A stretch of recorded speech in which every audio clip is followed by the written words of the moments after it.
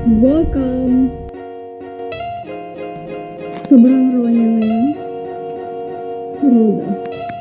So, tatanggalin ko lahat yan. So, let's go.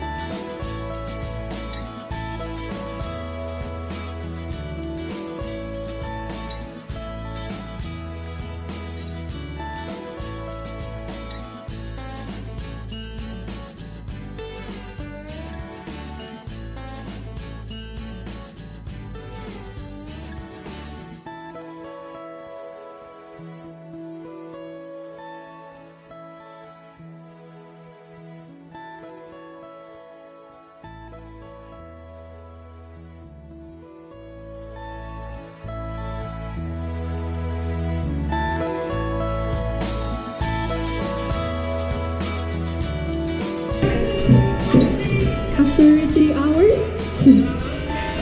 Ang tagal. Mahirap po, hindi madali magpinta guys.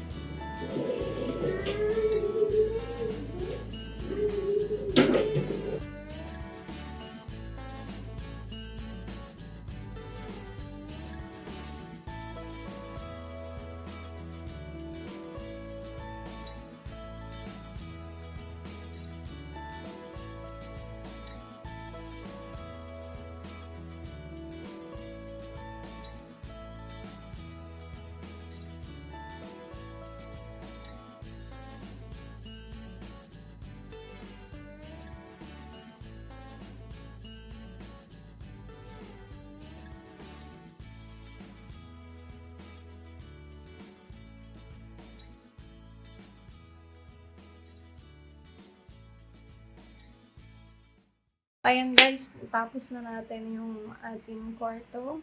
Tapos na natin yung blank canvas na puro puti. So, ewan kung bakit puti. Minimalist lang siya tingnan. Ayoko nang masyadong madaming kung ano-ano. Actually, may ilalagay pa ako na accent din. Abangan nyo sa ating next video. Enjoy siya. I had fun. We had fun. Akala mo madali, pero hindi pala siya ganun kadali, guys. Hindi siya ganun kadali. Tulad ng inaakala nyo. Kasi, lalo dun sa mga part na mataas, kailangan ng mahabang pasensya. Kailangan mo talaga ng mahabang handle ng nung roller nyo. Kailangan nyo ng handle na mahaba. So, yun. And, yung nakita nyo kanina may kulay pink. So, i-reveal natin yan sa next na video. Tapos yung binili namin na Davis. Davis ba yun? Yeah, Davis paint na off-white. Ano siya? Nasa 600 plus ata or something like 700. Kaya na lang, 4 liters. So, magagamit niyo siya, matagal niyo rin siyang magagamit. I mean, sakto lang siya dito. And then, may mga naitira pa. Yun yung mga ginamit ko sa mga ginawa kong ano. Then, dun sa nagasto ko yun lang, yung paint na 700. And then, yung roller, syempre. And then, meron din akong nabiling paintbrush para dun sa mga gilid-gilid or actually, hindi ko siya ginamit. Ginamit ko ba siya? Oh yeah, ginamit ko pala. And then, kailangan nyo ng siguro, hindi ko kinailangan ng masking tape. Hindi ko siya kinailangan. Ano pa yung kinailangan ko? Yan, mahabang pasensya. At syempre, merienda, merienda. Syempre, gugutumin talaga tayo. Ano pa ba? And then, isa to sa pinag-isihan ko, no? Pinanturahan ko yung aking bed ng white, which is hindi ko dapat ginawa kasi ano siya, nara. So, nagkukulay siya. Siguro mas okay kung yung hindi ko na lang pinakialaman. Kasi ayoko din kasi na parang may naibang kulay. So, pero hindi ko dapat ginawa yun. Dapat varnish na lang. Nag-yellow siya, guys. So, hindi. Yung paint na water base pala yung nabili ko. Yung paint na water base, bali, hindi siya advisable sa wood, guys. Itong room ko kasi dati na siyang may pinta. So, medyo nahirapan ako magpinta dun sa ibang part kasi medyo glossy siya. I mean, semi-gloss yung binili ko. Yun yung advisable din. Para hindi siya masyadong, alam mo yun, yung parang walang, yung alam niyo yung sa mga sementeryo, gano'n. Hindi siya gano'n. Medyo glossy siya para hindi naman magmukhang itong kwarto. Kung gusto niyo rin palang i-top ng, yung parang hindi siya matanggal. Pero hindi ko na ginagawa. Kasi may nagsabi lang sa akin, pero hindi ko alam kung effective yun. Kasi guys, natutuklap talaga siya. Natutuklap dito part, lalo na pag nilalagay ko yung paa ko dito part. Ayun. So, nagtutuklap siya. Ayaw ko sa nails ko ata, or hindi ko alam kung anong mga naitatama dyan. Tapos yung paa ng pamangkin ko. So, para maiwasan yan guys, di ba nilagyan nyo ng first coating. Tapos, pakalipas ng ilang, siguro mga 1 hour, 30 to 45 minutes, so saka nyo ulit i-layer. Kasi, madadrag lang yung unang coating nyo kapag basa pa siya. Para hindi siya magtuklap. Kailangan maganda yung base natin. Feeling ko sa hindi pa napinturahan na mga wall, kasi itong dati na kasing may tinta. So, yun lang. Dami ko na sinabi. Yun lang guys, yung mga tips ko sa inyo. Sa mga hindi pa nakapag-try magpintura ng kanilang kwarto.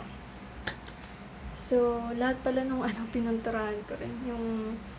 Yung sa switch, gano'n, at saka yung mga outlet, pininturahan ko. Sa ayoko ng mga may kulay na ibang kulay. I mean, yung mga yellowish, ayoko nun. So, yun lang guys. And see you sa ating next vlog. I mean, the room renovation. Okay, bye-bye. Thank you for watching.